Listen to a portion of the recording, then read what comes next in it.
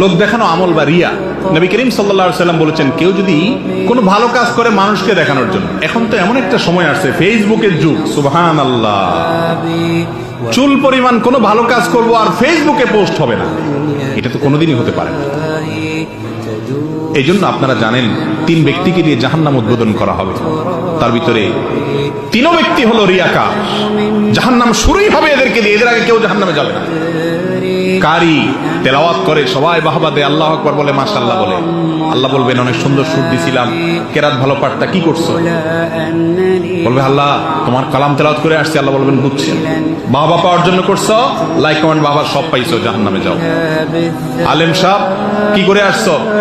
হ্যাঁ আল্লাহ এই যে এত ওয়াজ নসিহত করছে, এত কিছু করছে। আল্লাহ বলবেন কি জন্য করছো আমি জানি, যে জন্য করছো সেটা হয়ে গেছে, জাহান্নামে যাও খালি হাত।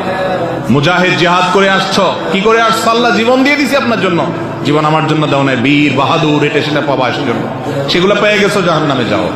এই হাদিস থেকে বোঝা যায় কোন আমলকে মানুষের সামনে দেখানোর মানসিকতা, এটা এমন একটা ভয়াবহ বিষয় যে এটা আখিরাতের শাস্তি অনেক ডেঞ্জারাস। কিন্তু আজকে আমরা বলতেছি দুনিয়াতেও শাস্তি হবে।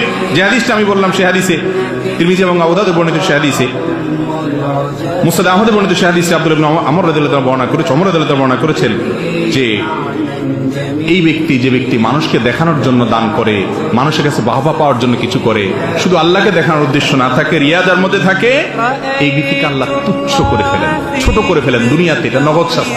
এমন ভাবে অপমান করে, এমন ভাবে আল্লাহ তাআলা তাকে তং করে দেন, ছোট করে দেন, তার জীবনটা সংকীর্ণ হয়ে যায়।